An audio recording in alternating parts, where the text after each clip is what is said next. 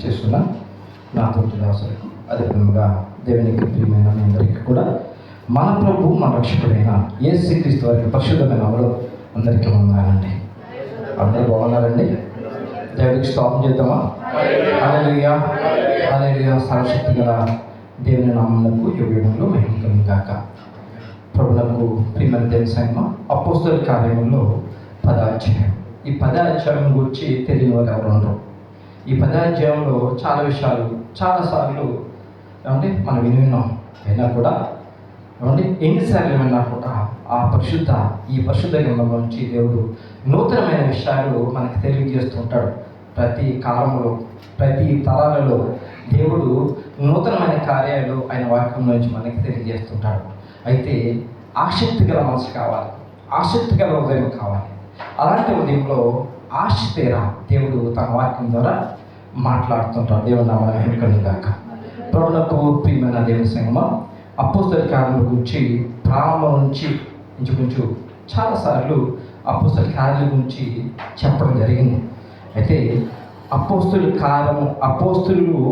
ఏమండి మేడ గదిలో పరిశుద్ధాత్మ పొందిన తర్వాత పెంతెకోస్తు దినము నుండి ఏమండి వారు దేవుని ఆత్మ చేత నింపబడి అనేక గొప్ప కార్యాలు, అద్భుత కార్యాలు, ఆశ్చర్య కార్యాలు దేవుడు వారి ద్వారా చేస్తూ అపోస్తలుల్ని ప్రభు యొక్క పరలోక రాజ్య స్వార్థలో బహుబలంగా దేవుడు వాడుకుంటూ ఉన్నాడు.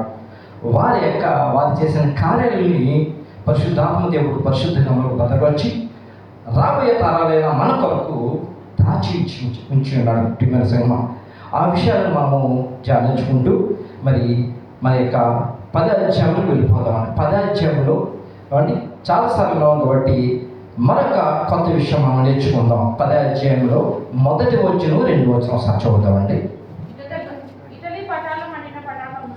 ఇటలీ పటాలం అనబడిన పటాలంలో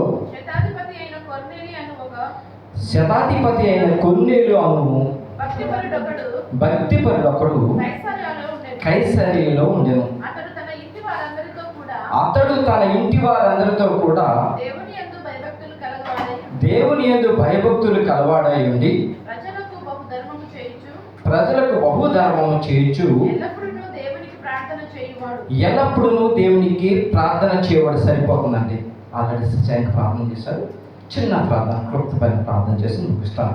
మహాగణుడు, మహోన్నతుడు, సర్వశక్తిమంతుడైన ప్రభువా, మీ ఘనమైన అతి పరిశుద్ధమైన నామానికి స్తోత్రములు స్తుతులైనా ప్రభువా దేవ, ఎప్పటికీ 2000 సంవత్సరాల క్రితం అయినా మీ ప్రియకుమారుడు యేసుక్రీస్తు లోకంలో పంపించిన తర్వాత అపోస్తలుల 12 ఏర్పాటు చేసుకునైనా వారికి ప్రభు ఆత్మనిచ్చి వారి ఆత్మచేత నింపబడగా వారి ద్వారా గొప్ప కార్యం చేస్తుండగా 2000 సంవత్సరాల క్రితం జరిగిన సంఘటన ప్రభా 2000 సంవత్సరాల తర్వాత 2026వ సంవత్సరం తండ్రి 6వ నెల చివరి వారంలో మేము ధ్యానించుకుంటుండగా పరిశుద్ధాత్మ దేవ ఆ రోజు విషయాలను ఈరోజు కూడా మాకు తెలియజేసి మీరు మమ్మల్ని బలపరచమని మీ ప్రియకుమారుడైన యేసుక్రీస్తు నామములో ప్రార్థన చేస్తున్నాను పరమ తండ్రి. ఆమేన్. ప్రభువునకు ప్రియమైన సంగమా, ఇక్కడ 10వ అధ్యాయం మొదటి వచనంలో ఇటలీ పటాలం అనబడిన పటాలంలో ఏమండి శతాధిపతి అయిన కొర్నేలు అని భక్తిపరుడొకడు కైసరియలో ఉన్నాడట. ఏమండి ఇటలీ పటాలం అనబడిన పటాలం అంటే సమూహం, సైనిక సమూహం.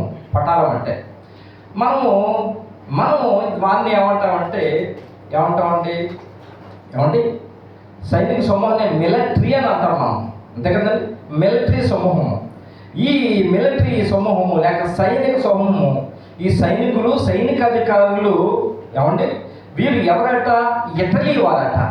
ఏమండి ఇటలీ వారట. వీరు ఇటలీ వారు ఎక్కడ ఉన్నారు అని అంటే కైసరీలో ఉన్నారు.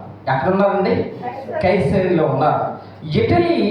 ఇటలీకి సంబంధించిన ఏమండి సైనికులు, సైనిక అధికారులు ఏమండి ఎక్కడ ఉన్నారంటే కైసరీలో ఉన్నారు. ఏమండి కైసరీలో ఉన్నారు. ఈ ఇటలీ సైనికులు, ఇటలీ రాజధాని రోమా. ఏమండి ఈ రోమీయుల యొక్క సైన్య అధికారులు ఎక్కడ ఉన్నారంటే కైసరీ ఉన్నారు. కైసరీ ఎక్కడ ఉంది? కైసరీ అనే పట్టణాలు 2 ఉన్నాయి ప్రాముఖ్యంగా. ఒకటి టర్కీలో ఉంది. టర్కీలో ప్రధానమైన పట్టణము కైసరియా. రెండవది ప్రియమైన సంగమ, రెండవ కైసరియా ఎక్కడ ఉందనంటే మధ్యధరా సముద్ర తీరంలో ఉన్న ఏమండి మధ్యధరా సముద్ర తీరం నందున్న ఏమండి ఒక సముద్ర తీరాన్ని ఏమండి ఈ యొక్క కైసరియా ఉందట. ఇది ఇశ్రాయేలులో ఉన్న కైసరియా. దేవుడికి స్తోత్రం కలుగును గాక. ఈ కైసరియా యొక్క చరిత్ర చూసినట్లయితే ఏమండి 22:10 మధ్యలో Roman Raju Eros the great అనబడిన రాజు కైసర్ అగస్టస్ చక్రవర్తి గౌరవార్థము ఏమండి రోమన పరిపాలన కాలంలో అద్భుతమైన పురాతన నౌకాశ్రయం నిర్మించాడట. దేవుడికి స్తోత్రం కలుగును గాక. ఆ పేరే ఈయన కైసరిని పెట్టుకున్నాడు. అగస్టస్ చక్రవర్తి గౌరవార్థము ఈ యొక్క పెద్ద నౌకాశ్రయము అక్కడ నిర్మించాడట. ప్రియమైన సంగమ ఎక్కడంటే ఇజ్రాయేల్ దేశంలో ప్రియమైన సంగమ ఇది ఇజ్రాయేల్ దేశంలో చూసినట్లయితే ఏమంటే ఇది యెరూషలేముకు 119 కిలోమీటర్ల దూరంలో ఉంది కైసరియా. ఏమండి నజరేతుని చూసినట్లయితే 98 కిలోమీటర్ల దూరంలో ఉందట. ఏంటండి ఈ కైసరియా. ఏమండి ఈ కైసరియలో ఎవరు ఉన్నారు అని అంటే రోమైక సైనికులు ఉన్నారు. ఎవరున్నారండి? రోమా సైనికాధికారులు ఉన్నారు. ఒక్క మాట మనము జ్ఞాపకం చేసుకుందాం అంటే ఏమండి ఇశ్రాయేల్ దేశంలో ఉండవలసిన వారు ఎవరు? పరిపాలించవలసిన వారు ఎవరు? ఇశ్రాయేలు యూదులు. కానీ రోమీలు ఎందుకు వచ్చి అక్కడ పరిపాలన చేస్తున్నారు? రోమి యొక్క సైనికులు ఎందుకున్నారు? సైనిక అధికారులకు ఎందుకున్నారు అని ఆలోచన కలిగి ఉంటే మనం ఆలోచన చేస్తే ప్రియమైన సంగమ పరలోకమందు దేవుడు అబ్రహాము, ఇస్సాకు, యాకోబులకి కనాను దేశాన్ని ఇచ్చేశాడు. ఎప్పుడూ పూర్వకాలం అందు ఆయన కనాను దేశాన్ని ఇచ్చిన తర్వాత ఆయన అబ్రహాముకి గాఢనిద్ర కలగజేసి అబ్రహాము 430 సంవత్సరాల తర్వాత నువ్వు ఏదైతే దేశంలో ఉన్నావో అదే యొక్క దేశాన్ని మీ యొక్క సంతానానికి నేను ఇవ్వబోతున్నాను అని చెప్పంటాడు. ఎందుకు 430 లేక 450 సంవత్సరాలు టైం పట్టింది అని అంటే అప్పుడు ఆయన అంటాడు కదా పరిశుద్ధ గ్రంథంలో చెప్పిన మాట ఏమండి అమోరీల అక్రమం ఇంకా సంపూర్తి కాలేదంటాడు. ఆదికాండం 15-16 రాయబడి ఉన్నాయండి. ఏమండి చూడండి ఆదికాండం 15:16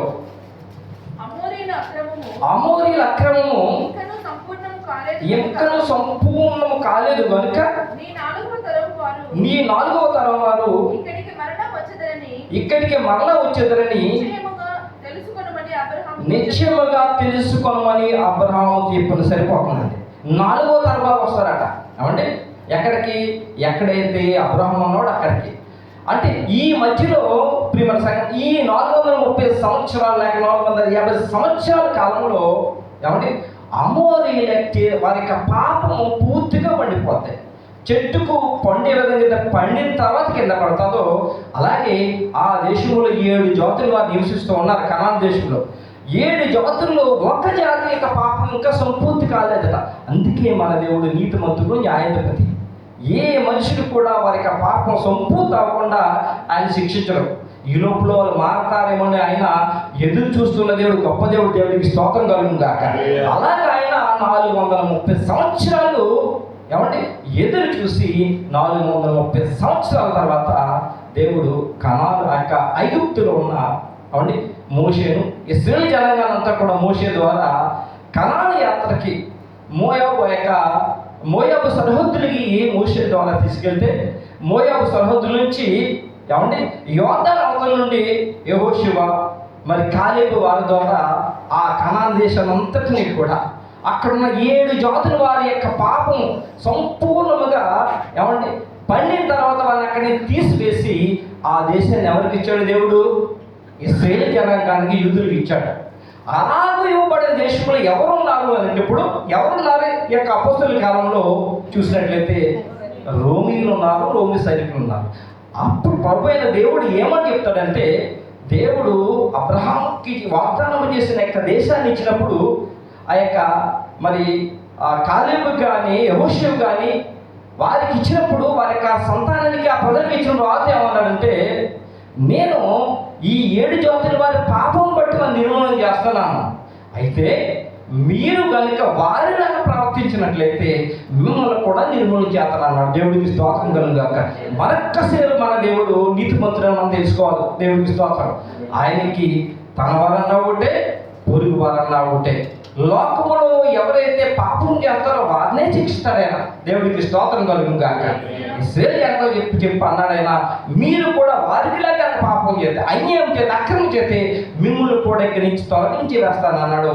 ఆ యొక్క ఇరిమియా కాలం వచ్చినప్పటికీ, యెషయా కాలం వచ్చినప్పటికీ వారు ఆ యొక్క యెషయా కాలంలో సంగమ ఆ రాజుల ద్వారా అనేక మార్లు వీరి మరి ప్రవర్తన బట్టి, అవధేతను బట్టి, అన్యాయం అక్రమం బట్టి ఆ దేశం నుంచి తోడు వేశాడు ఆయన. ఆ దేశంలోంచి విసిరి వేశాడు ఇశ్రాయేల్ దేశంలోంచి. ప్రియమైన సంఘం, ఆ విధముగా 3 సార్లు రోమీయులు వచ్చి ఇశ్రాయేల్ దేశం మీద దండెత్తారు. 3 సార్లు. 3వసారి ఇశ్రాయేలు ఎవరు కూడా, యూదులు ఎవరు కూడా ఉండకూడదని శపథం పూనేసార్లు ఏమంటే చాలా మంది దేశం నుంచి చాలా మంది దేశంలో తోలివేస్తారు. ప్రియమైన సంఘం, ఇక ప్రభువైన యేసుక్రీస్తు కాలం వచ్చినప్పటికీ, ప్రభువైన యేసుక్రీస్తు ఈ లోకానికి వచ్చినప్పుడు కూడా రోమీలే పరిపాలన చేస్తున్నారు. ఆ రోమీలు కూడా ప్రభువైన యేసుక్రీస్తు వారు మీ బాధకుడు పన్ను కట్టదా అని అడుగుతారు. కైసరికి పన్ను కట్టాలని అనే సందర్భం మనం జ్ఞాపకం చేసుకున్నాం. ప్రభు కూడా పన్ను కడతారైనా పేతురుకి చేపను పట్టుకొని దాంట్లో ఒక శకం ఉంటుంది, పేతురు నీకు నాకు పన్ను కట్టమని చెప్తాడు. ప్రియమైన సంగమం, ఆ రోజుల్లో కూడా ఏమంటే రోమిలే పరిపాలన చేస్తూ ఉన్నారు. రోమిలే పరిపాలన చేస్తున్నారు ఆ రోజుల్లో కూడా. ప్రియమైన సంగమం, ప్రభు అయిన యేసుక్రీస్తుని ఏమంటే ఈ యొక్క యూదులు ఇశ్రాయేలు జనాంగం పట్టుకుని అన్యాయంగా తీర్పు తెచ్చి ఆయనను చంపిస్తున్నప్పుడు పిలాతు అంటాడు, ఈ నీతిమంతుల రక్తము మా మీద మా పిల్లల మీద ఉండకూడదంటే ఇశ్రాయేలు జనాంగం ఏమంటారంటే మా మీద మా పిల్లల మీద ఉండుగా అంటారు. ఆ తర్వాత కొంతకాలానికి ఏమండి టైటస్ అనే చక్రవర్తి ఈ యొక్క టైటస్ అనే రోమి యొక్క సైన్యాధిపతి విస్తారమైన సైనికులతో వచ్చి ప్రియమైన సంఘం ఆ యొక్క యెరూషలేములో ఉన్న దేవుని ప్రజల్ని బహుకోహాలుగా చంపుతాడు. 11 లక్షల మంది చంపేస్తారు. ప్రియమైన సంఘం, యెరూషలేము ఆ యొక్క ఊరిలో రక్తము పారుతూ ఉంటుంది. రక్తం అంత భయంకరంగా వాళ్ళు ఏమండి ఈ యొక్క ఇశ్రాయేలు జనాంగాన్ని ఏం చేస్తారు, చంపుతారు. ప్రియమైన సంఘం, ఇదంతా కూడా రోమీల పరిపాలనలో జరుగుతుంది. దీన్ని బట్టి మరొక్కసారి దేవుడి పిల్లలైన వారికి దేవుడు జ్ఞాపకం చేస్తున్నాడు. అది మనమైనా కావచ్చు, లోకంలో ఉన్నవారైనా కావచ్చు, మరొకసారి జ్ఞాపకం చేస్తున్నాడు. ఏంటంటే మన దేవుడు నీతిమంతుడు, న్యాయమంతుడు. నీతి న్యాయములు ఎప్పుడు కూడా చూస్తాడు ఆయన. దేవుడికి స్తోత్రం కలుగును గాక. యథార్థంగా జీవించిన వారిని ఆయన స్థిరపరుస్తాడు. అన్యాయంగా ఉన్న వారిని అక్కడి వారికి ఏం చేస్తారైనా దూరపరుస్తాడు. అది గుర్తించుకోవడానికి మరొకసారి ఇశ్రాయేలు జీవిత చరిత్ర మనకి ఈరోజు మనం అపోస్తలుల కార్యంలో చూపిస్తూ ఉన్నాడు ఆయన.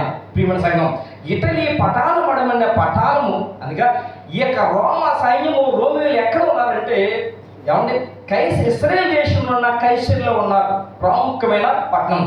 ఆ యొక్క పట్టణాన్ని ఇప్పుడు జాఫా అని పిలుస్తారు. టెల్ అవీవ్ దగ్గరగా ఉందట. అది ఇప్పుడు జాఫా అని పిలుస్తారంట. ప్రియమైన సంఘం, ఆ ప్రాంతాన్ని అయితే ప్రాముఖ్యమైన విషయం ఏంటంటే ప్రియమైన సంఘం, అంత అన్యాయస్తులు, అక్రమార్కులు, దుర్మార్గులు అయిన ఆ యొక్క రోమీయుల్లో ఒక వ్యక్తిని, ఒక న్యాయం గల వ్యక్తిని, ఒక నీతి గల వ్యక్తిని దేవుడు కోరుకున్నాడు. దేవుడికి స్తోత్రం కలుగును గాక. ఆ వ్యక్తి ఎవరు అంటే కొర్నేలు. దేవుడికి స్తోత్రం కలుగును గాక. అద్భుతమైన దేవుని యొక్క న్యాయమని తీర్పు అండి. అద్భుతమైన దేవుని యొక్క న్యాయమని తీర్పు. నీతిమంతులు భూలోకములో 6 మంది ఎక్కడ ఉన్నా కూడా ఆయన విడిచిపెట్టేది కాదు. దేవుడికి స్తోత్రం కలుగును గాక. మరి మోయాబీయులు అంటే వాళ్ళు ఎవరైనా శాపగ్రస్తులను పరిశుద్ధంగా రాయబడతారు. అలాంటి శాపగ్రస్తుల్లో మధ్యలోంచి దేవుడు రూతుని పిలుచుకున్నాడు. దేవుడికి స్తోత్రం కలుగును గాక. పరిశుద్ధ గ్రంథంలో ఒక మాట రాయబడింది. పరమగీతం గ్రంథం నుండి 2వ అధ్యాయం 2వ వచనంలో ఒకసారి చూడండి.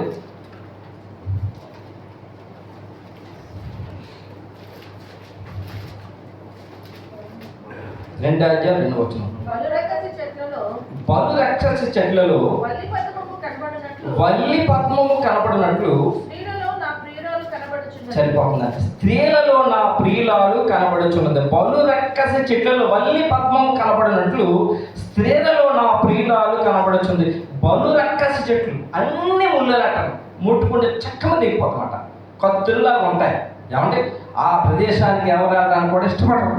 ఏమంటే అలాంటి భయంకరమైన ముళ్ళున్న ఆ యొక్క చోట ఆ యొక్క మధ్యలో వల్లి పద్మం ఉందట, దేవుడికి స్తోత్రం కలుగు కాక. కలువ ఉందట, అందమైన కలువ, బ్యూటిఫుల్ కలువ ఉందట, దేవుడికి స్తోత్రం కలుగు కాక. ఏమండి దీని యొక్క పరమాత్మ ఏమిటి అని అంటే ప్రియమైన సంగమా, ఏమండి అప్పుడప్పుడు మీరు స్త్రీలు అంటున్నారని చెప్పి మీరేనా అనుకోవద్దు, లోకంలో ఎంతమంది స్త్రీలు ఉంటారు. అప్పుడప్పుడు ఎక్కువ గొడవ పెట్టే స్త్రీని ఏమని పిలుస్తారండి? రాక్షసి అంటారు. అదండి అదేవిధంగా అత్మాడు గొడవ పెట్టే పురుషులు అనుకోండి, అతను కూడా ఏమంటారు? రాక్షసులు అంటారు. అంతే కదండి, రాక్షసి లేకపోతే రాక్షసులు అంటారు. ఏమంటే ఎక్కువ లేకపోతే ముళ్ళ కంప, ఇంకా ఎక్కువ మంది ఉంటారు ముళ్ళ కంపలు అంటారు. అంటారు మరి అంతే.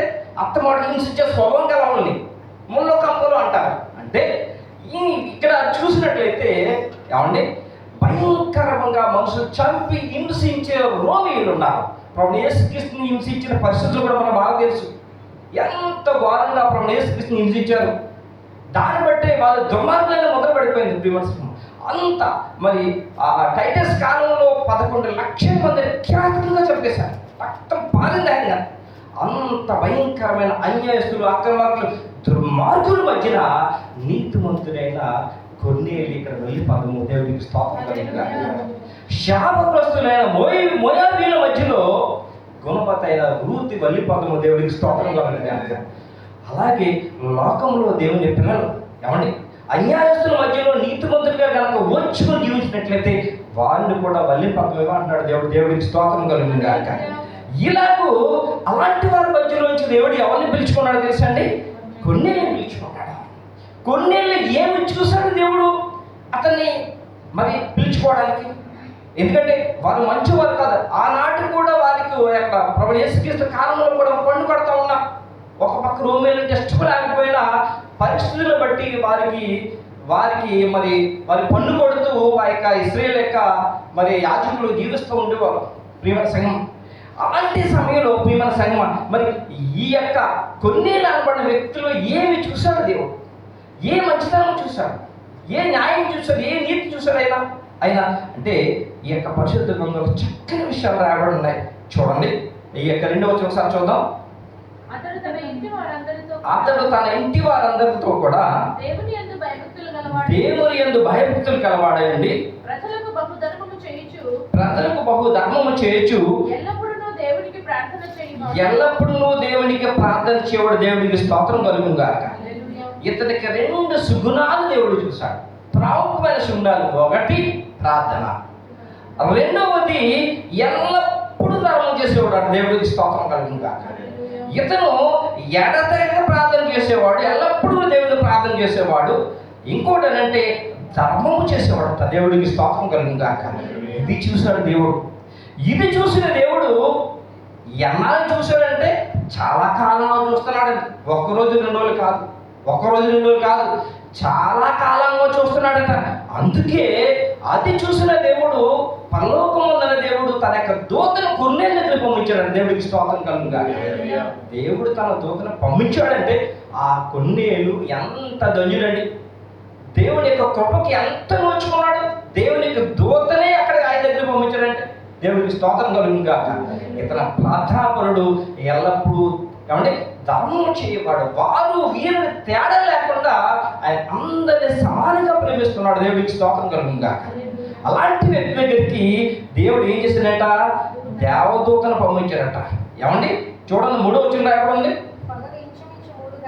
పగలు ఇంచుమించు 3 గంటల వేళ దేవుని దూత అతని యొద్దకు వచ్చి కొన్నేళ్ళు అని పిలుచుట దర్శనం ముందు తేటగా అతనికి కనబడిన. దేవుడికి స్తోత్రం కలుగును గాక. 4వ వచనం అతడు దూత వైపు తెరి చూచి భయపడి ప్రభువా ఏమని అడిగను. అందుకు దూత నీ ప్రార్థనలను నీ ధర్మకార్యములను దేవుని సన్నిధికి జ్ఞాపకముగా చేరినవి. దేవుడికి స్తోత్రం. దేవుడి చెందికి ఎలా చేరేట? జ్ఞాపకార్థముగా చేరేట. దేవుడికి స్తోత్రం కలుగును కాక. అంటే దేవుడి జ్ఞాపకార్థంగా చేరినట. అంటే మన దేవుడి సంగమా పరలోకం ఉందన్న దేవుడి యందు భూలోకం ఉందన్న వారు భయభక్తులు కలిగి ప్రార్థనా జీవితం కలిగి వారు సంపాదించిన సంపాదనలో ఏమంటే ఎక్కువ శాతం ఆకలితో ఉన్నవారికి ఆహారం పెట్టి ఇబ్బందుల్లో ఉన్నవారిని ఆదుకున్నట్లయితే వారిని గూర్చి పరలోకమందు దేవుడు ఒక గ్రంథాన్నే రాయించి పెట్టాడట. దేవుడికి స్తోత్రం కలుగుగాక. ఆ గ్రంథములో వారి పేర్లు రాస్తూ ఉంటాడట. ప్రియమైన సంగమా, వారి పేర్లు దాంట్లో రాయిస్తూ ఉంటాడు. మలాకీ గ్రంథం 3:16 చూడండి. మలాకీ గ్రంథం 3:16 భయభక్తులు గలవారు ఒకరితోనొకరు మాట్లాడుకొనుచుండగా యెహోవా చెవియొగ్గి ఆలకించెను. మరియు యెహోవా యందు భయభక్తులు కలిగి ఆయన నామమును స్మరించుచు ఉండు వారికి జ్ఞాపకార్థముగా ఒక గ్రంథము ఆయన సముఖమునందు వ్రాయబడిన. సరిపోతుంది. దేవుడికి స్తోత్రం కలుగును గాక. పరలోకమందున్న దేవునికి భయభక్తులు కలిగి ఏమంటే ఆయన నామము స్మరించు అంటే ఎల్లప్పుడూ ప్రార్థన చేసేవారు. భయభక్తులు కలిగిన వారు ఎవరైతే ఉంటారో వారు తప్పనిసరిగా వారికి ఉన్న ధనంలో తన పొరుగు వారికి ఎప్పుడు సాయం చేస్తూనే ఉంటారు. ఎప్పుడు మేలు చేయాలని ఆలోచన కలిగి ఉంటారు. దేవుని భయభక్తులు కలిగిన వారికి ఒక చూచుల దేవుడికి స్తోత్రం కలుగును గాక. ఏమంటే వారు ప్రార్థన చేస్తారు, ధర్మం చేస్తారు. అలాంటి వారి కొరకు ఏమంటే దేవుడు అలాంటి వరకు దేవుడు ఆయన సముఖంలో ఏమండి ఒక గ్రంథము రాయించి ఉంచాడు. దేవుడికి స్తోత్రం కలుగుగా. ఈ యొక్క భూలోకంలో 199 దేశాలు ఉన్నట్టుగా మనకి లెక్కల ప్రకారం తెలుస్తుందండి. 199 దేశంలో లేక 190 దేశాల్లో ఒక దేశంలో కొన్ని కోట్ల మంది జనాలు ఉన్నారు. ఆ కోట్ల మందిలో మరి చూసినట్లయితే ఎంతమంది దేవుని భయభక్తి కలిగి వారు ఉంటారు, ఎంతమంది ఎడతగా ప్రార్థన చేసుకోవాలి ఉంటారు. వారందరిని గురించి ఆ గ్రంథంలో రాయబడి ఉంటుంది కదండి. ఏమండి అలాగూ చూసుకుంటూ వస్తే 1 by 1 దేవతలను పంపించి దేవుడు వారికి సేవలు చేస్తూ ఉంటాడు. దేవుడికి స్తోత్రం కలుగుగాక. అలాగూ ఈయన ఫైలు ఎవరి ఫైలు కొన్నేళ్ళ ఫైలు పెండింగ్ అయిపోయింది. దేవుడికి స్తోత్రం కలుగుగాక. ఆ చివరికి చూసుకుంటూ వస్తున్నాడు. కొన్నేళ్ళ దగ్గరికి వచ్చినప్పుడు జ్ఞాపకార్థం ఇంకా అలా ఉండిపోయింది. మనకి ఎస్తేరు కాలంలో గ్రంథాలను తెలుసు కదండి. రాజు నిద్ర పట్టగా గ్రంథం తెరిచాడట. ఏమండి గ్రంథం తెరిస్తే ఎవరి గురించి రాయబడి ఉంది? మొర్దెకై గురించి రాయబడి ఉంది. అలాగే ప్రియమైన సంగమ, ఈయన న్యాయం తీర్చుకుంటూ మేలు చేసుకుంటూ దేవుని భక్తి కలిగి వస్తూ ఉంటే ఏమంటే కొన్నేళ్ళు ఈ యొక్క ఫైల్ పెండింగ్ అయిపోయింది. మనం అసలు చూసినట్లయితే ఏమంటే జ్ఞాపకార్థం ఉండిపోయింది. ప్రియమైన సంగమ, అప్పుడు కొన్నేళ్ళు జ్ఞాపకం చేసుకున్నాడు. దేవుడికి స్తోత్రం కలుగును గాక. కొన్నేళ్ళు జ్ఞాపకం చేసుకుంటే కొన్నేళ్ళు గురించి అంతా ఉంది. ఇతను ఎల్లప్పుడూ దేవునికి ప్రార్థన చేయవాడు, ఎల్లప్పుడూ ధర్మం చేయవాడు ఉన్నాడు. ఎవరైతే పరలోకము దేవుని భయభక్తులు కలిగి ఆయన స్మరించు అనగా ఆయన ప్రార్థన చేస్తూ ధర్మం చేయవాడిని ఆయన విడిచిపెట్టే దేవుడు కాదు. మన దేవుడు అన్యాయస్తుడు కానే కొద్ది సాధారణ జ్ఞాపకం చేసుకుంటాం. మనుషులైన వారే అన్యాయస్తులు కానప్పుడు ఏమంటే దేవుడు మన దేవుడు నీతిమంతుడు దేవుడు ఎలా అన్యాయస్తూ అవుతాడు? కొద్ది సమయం పడుతుంది. ప్రియమైన సంగమ, అందుకే పేతురు రాసిన పత్రికలో చక్కని మాట. మొదటి పేతురు పత్రిక 5వ అధ్యాయం 6వ వచనంలో దేవుడు చక్కని మాట రాయించి ఉంచాడు. చూడండి. దేవుడు తగిన సమయమందు మిమ్మును హెచ్చించినట్లు ఆయన బలిష్టమైన చేతి కింద దీన మనస్కులై నుండి దేవుడికి స్తోత్రం కలుగును గాక. ఎవరైతే ఇలాగో పరలోకం ఉందని దేవునికి భయభక్తులు కలిగి ప్రార్థన చేయొచ్చు, పురుగు వాళ్ళు ఆదుకుంటూ ఉంటారో సరైన సమయంలో దేవుడు వాళ్ళని హెచ్చిస్తాడట. అప్పుడు వాళ్ళకి ఏం చేయాలట? ఎదురు చూస్తూ ఉండాలి. దేవుడికి స్తోత్రం కలుగును గాక. ఈ కొన్నేళ్ళు అలాగే ఎదురు చూస్తూ తనతోటి తన కుటుంబంతోటి ప్రియమైన సంగమ దేవుడిని భయపట్లు కలిగి యోధా జనాంగానికి ఆ రోమి జనాంగానికి అందరూ కూడా ధర్మం చేస్తూ ఆదుకుంటూ ఉన్నాడట. ఆ యొక్క సేవకులే చెప్తున్నారు. పేతురు దగ్గరికి వచ్చి మీరు ఎందుకు వచ్చారంటే ఇక్కడ చెప్తున్నారు. చూడండి 27వ వచనం చూడండి. పేతురు ఆ మనుషుల యొద్దకు దిగి వచ్చి ఇదిగో మీరు వెదుకువాడను నేనే, మీరు వచ్చిన కారణం ఏమని అడిగాను.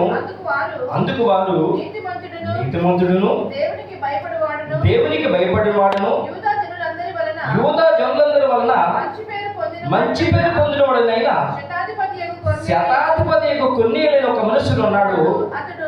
అతడు నిన్ను తన ఇంటికి పిలువనంపించి నీవు చెప్పు మాటలు వినవలనని పరిశుద్ధ దూత వలన బోధింపబడినని చెప్పి అప్పుడు అతడు వారిని లోపలికి పిలిచి ఆతిథ్యం ఇచ్చాను.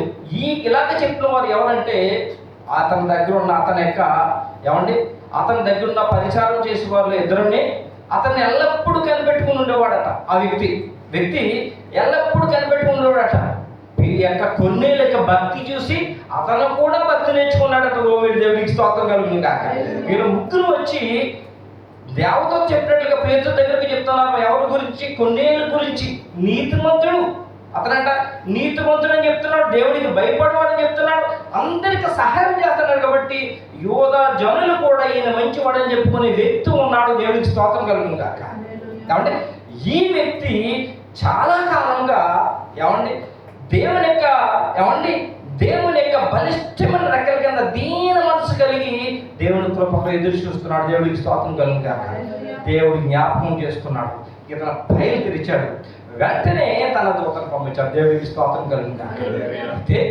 అయితే ఈ కొన్నేవి ఈ విధంగా ఎదుర్కోవడానికి ప్రభువు యేసుక్రీస్తు 2000 సంవత్సరాల క్రితం భూమి మీదకి వచ్చినప్పుడు ధర్మం చేయవారి గురించి, ప్రార్థన చేయవారి గురించి ప్రత్యేకమైన విషయాలు ఆయన పెట్టాడు. ఆ విషయాలు మనం చూద్దామండి. అంటే ఈ కొన్నేళ్ళు ఎలాంటి వాడండి? ప్రార్థనాపరుడు, రెండోది ధర్మం చేయవాడు, దేవుని భయభక్తి కలిగిన వాడు. ప్రార్థన చేసేవారు కానీ, ధర్మం చేసేవారు కానీ ప్రియమైన సంగమా, వారు చేసే ధర్మం కానీ, వారు చేసే ప్రార్థన, నీతి కార్యాలు ఎవ్వరికి తెలియకుండా ఉండాలట. రహస్యముగా చేయాలట. ప్రియమైన సంగమా, ఎదురు చెప్పుకోవాలి. ఆ వ్యక్తి మాత్రం చాట్యం వేసుకోకూడదు. అలాగైతేనే వాళ్ళ ప్రతిఫలం పొందుకుంటారని యేసుక్రీస్తు ప్రభు 2000 సంవత్సరాల క్రితం భూమి మీదకి వచ్చినప్పుడు పరలోకమందున్న తండ్రి మనసులో మాట తెలియజేశాడు. ఇది మత్తయి సువార్త 6వ అధ్యాయంలో చక్కగా రాయబడి 6వ అధ్యాయం 1 నుంచి 6 వచనాలు చూడండి. మనుషులకు కనపడవలెనని వారి ఎదుట మీ నీతి కార్యములు చేయకుండా జాగ్రత్త పడుడి. లేని ఎడల పరలోకమందున మీ తండ్రి యొద్ద మీరు ఫలము పొందరు. కావున నీవు ధర్మము చేయనప్పుడు మనుషుల వలన ఘనత నొందవలెనని వేషధారుల సమాజ మందిరములలోను వీధులలోను చేయులాగున నీ ముందర ఊదింపవద్దు. వారు తమ ఫలము పొందుని నిశ్చయముగా చెప్పుచున్నాను. ఆగుదాం. ప్రియమైన సంఘం, ప్రభువు అయిన దేవుడు భూలోకమందున్న వారిలో ఎవరైతే ప్రార్థన విడువగా చేస్తారో, ఎవరైతే దేవుని భయభక్తి కలిగి ఉంటారో, ఎవరైతే తనకున్న దాంట్లో పొరుగు వారికి ఇస్తారో, వారు చేసేది వారికి మాత్రమే తెలియాలట. ఇంకొకటి, వారు కూడా మర్చిపోవాలట. దేవుడికి స్తోత్రం కలుగుగా. ఇంకా కిందకి చూస్తే ఏమంటాడంటే, కుడి చేసింది ఎవరు చేయకూడదు తెలియదట. ఎప్పుడైతే అది మర్చిపోతామో దేవుడు జ్ఞాపకం ఉంచుకుంటాడా? దేవుడు జ్ఞాపకార్థముగా. దేవుడికి స్తోత్రం కలుగుగా. చూడండి 3వ వచనం ఏమన్నా చూడండి. ఆయన నీవైతే ధర్మము చేయనప్పుడు నీ ధర్మము రహస్యముగా నుండి నిమిత్తము నీ కుడి చేయి చేయనది నీ ఎడమ చేతికి తెలియకుండా అట్లయితే రహస్యమందు చూచి నీ తండ్రి నీకు ప్రతిఫలం వచ్చిన. దేవుడికి స్తోత్రం కలుగుగా. ఈ కొన్నేళ్ళు చూసినట్లయితే ఈ కొన్నేళ్ళు ఎప్పుడు కూడా ఎవరితోడు కూడా అతని ధర్మకార్యాల గురించి చెప్పలేదు. అతను దేవుని యొక్క కృప ఎదుకాడు, దేవుని యొక్క దయను మాత్రం ఎదుకాడు. కానీ సాధ్యమైనంత వరకు దేవుని ప్రేమిస్తున్నాడు కనుక పొరుగు వారిని ప్రేమించి అతను బహుగా ధర్మం చేస్తూ ఉన్నాడు. అతను పరలోక ధర్మ సమకూర్చుకుంటూ ఉన్నాడు. కానీ ఎవరి చేత కూడా చెప్పుకోలేదు. దేవుడికి స్తోత్రం కలుగుగా. అది జ్ఞాపకార్థంగా ఆయన గ్రంథంలో రాయబడింది. రెండవది ప్రార్థన చూడండి. 6వ వచనము, నీవు ప్రార్థన చేయనప్పుడు నీ గదిలోనికి వెళ్ళి తలుపు వేసి రహస్యమందున నీ తండ్రికి ప్రార్థన చేయము. అప్పుడు రహస్యమందు చూచి నీ తండ్రి నీకు ప్రతిఫలం ఇచ్చిన. దేవుడికి స్తోత్రం కలుగుగా. ఈ కొన్నేళ్ళ ప్రార్థన జీవితం చూసినట్లయితే ప్రియమైన సంగమా, ఆ కొన్నేళ్ళు అక్కడున్న ఎవరితో నేను 8 గంటల ప్రార్థన చేస్తానని కానీ, దేవునితో సహవాసం కలిగి ఉన్నాను కానీ ప్రార్థనా జీవితం గురించి ఎవరికి చెప్పిన వాడు కాదు. దేవుడికి స్తోత్రం కలుగుగాక. అతని ప్రార్థన చూసి, అతని ప్రార్థన, అతని యొక్క వ్యక్తిగత ధర్మం చూసి, అతని యొక్క జీవితం చూసిన సేవకుల మీద కాదు చెప్తున్నారు తప్పితే అతను మాత్రము ఎప్పుడు కూడా చాటింపు వేసుకున్న వ్యక్తి కాదు. కాబట్టి అతని యొక్క ప్రార్థన, అతని యొక్క ధర్మము పరలోకమున్న తండ్రి దేవుడి దగ్గరికి జ్ఞాపకార్థముగా చేరిన దేవుడికి స్తోత్రం కలుగుగాక. ఆ కొన్నేళ్ళు మర్చిపోయాడు, దేవుడు జ్ఞాపకం పెట్టుకున్నాడు. దేవుడికి స్తోత్రం కలుగుగా. ఆ కొన్నేళ్ళు కుడి చేతితో చేసిన ధర్మం మర్చిపోయాడు, ఆకాశం ముందుగా దేవుడు జ్ఞాపకం చేసుకున్నాడు. ఆ కొన్నేళ్ళు ఎడతెగ ప్రార్థన చేస్తూ ఎవరు అడిగితే వాళ్ళ మీద ప్రార్థన చేసేవాడు, చేసి మర్చిపోయాడు. పరలోకం ఉన్న తండ్రి ప్రతిఫలముగా ఆయన జ్ఞాపకార్థంగా పెట్టుకున్నాడు. దేవుడికి స్తోత్రం కలుగుగా. మరలా ఎందుకు జ్ఞాపకం చేస్తున్నాడో తెలుసా అండి దేవుడు? ప్రియమైన సంగమా, ప్రార్థన చాలా ప్రాముఖ్యమైంది. ప్రార్థన చాలా ప్రాముఖ్యమైంది. ఈ శరీరంతో ఉండగా ప్రార్థన చాలా ప్రముఖమైనది. ప్రియమైన సంగమా, పరిశుద్ధంగా మనం చూసినట్లయితే, అప్పుడప్పుడు భక్తులు రాసిన బుక్ చూసినట్లయితే, సుందర్ సింగ్ గారి బుక్లో పుస్తకంలో రావడం ఏంటంటే, టిబెట్ ఆ హిమాలయాల్లో ఒక సాధువు ఉన్నాడట. ఆయనకి 300 సంవత్సరాల వయసు ఉంటుందట. చర్మం కిందకి సాగిపోతూ ఉంటుందట. ఆయన ఒక గుహలో ఎల్లప్పుడూ ప్రార్థన చేస్తూ ఉంటాడట. ప్రభా, ఇంతకాలం ఎందుకయ్యా నా శరీరం సాగిపోయి ఇంకా నన్ను సాగిపోయి ఉన్నాను, నాకు ఇంకా జీవం ఎందుకంటే ప్రభా తోటి నీవు శరీరంతో ఉండగానే లోకంలో ఉన్న సంఘాలన్నీ కూడా దర్శించి ఏ సంఘం బలహీనంగా ఉందో ఆ సంఘం గురించి ప్రార్థన చేయమన్నాడు. దేవుడికి స్తోత్రం కలుగుగా. ప్రార్థన శరీరంతో చేసిన ప్రార్థన చాలా ప్రముఖమైన. దేవుడికి స్తోత్రం కలుగుగా. ప్రార్థనకు చాలా శక్తి ఉంది. ప్రియమైన సంఘం, మరి ఇంకా చూసినట్లయితే మరి పరిశుద్ధుడైన ఫ్రాన్సిస్ గారి యొక్క ప్రార్థన జీవితం చూసినట్లయితే రాత్రంతా కూడా కొండ గుహలో ఉండి దేవుడికి ప్రార్థన చేసేవాడు. దేవుడికి స్తోత్రం కలుగుగా. ప్రార్థన ద్వారా దేవుడితో సహవాసం, ప్రార్థన ద్వారా ప్రియమైన సంగమా దేవుళ్ళు మన యొక్క గృహం కొట్టుకుంటాం, మన జీవితం ఆత్మీయ జీవితం కొట్టుకుంటాం, మన సంఘాలు కొట్టుకుంటాం. ప్రియమైన సంగమా దేవుడితో నడుస్తాం, దేవుడికి పరిచయంలో కొనసాగం పడతాం. ప్రార్థన చాలా శక్తిమైంది. ఎప్పుడైతే ప్రార్థన జీవితం మొదలు పెడితే ఆయన దూత వచ్చే వారి దగ్గర దేవుడికి స్తోత్రం కలుగుగా. ఆ యొక్క పరిశుద్ధుడైన ఆ యొక్క మరి ఆయన చూసినట్లయితే రాత్రి కాలం మంది ప్రార్థన చేస్తే దేవదూత కావాలండదట. ప్రార్థన చాలా ప్రాముఖ్యమైనది. ప్రియమైన ఈ కాలంలో చూసినట్లయితే మనం మంచి కాలంలోకి వచ్చేసాం.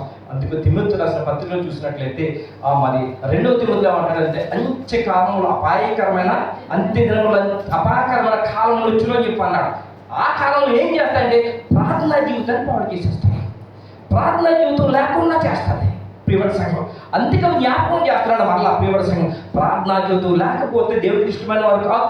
దేవునికి ఇష్టమైన వారిగా ఉండాలంటే ప్రార్థనా జీవితం చాలా అవసరం. ఈ రోజుల్లో చూడండి, ఇన్ని గంటలు మోకాళ్ళ మీద ప్రార్థన చేయగలుగుతున్నారు. ఆలోచన చేయండి. అన్నిటికంటే ప్రార్థన ముఖ్యం అనుకున్న వాళ్ళు ఎన్ని గంటలు మోకాళ్ళ మీద ప్రార్థన చేయగలుగుతున్నారు? ఒక అరగంట ఉంటాయేమో, ఒక 40 నిమిషాలు ఉంటాయేమో, అంతా ఉండగలదా?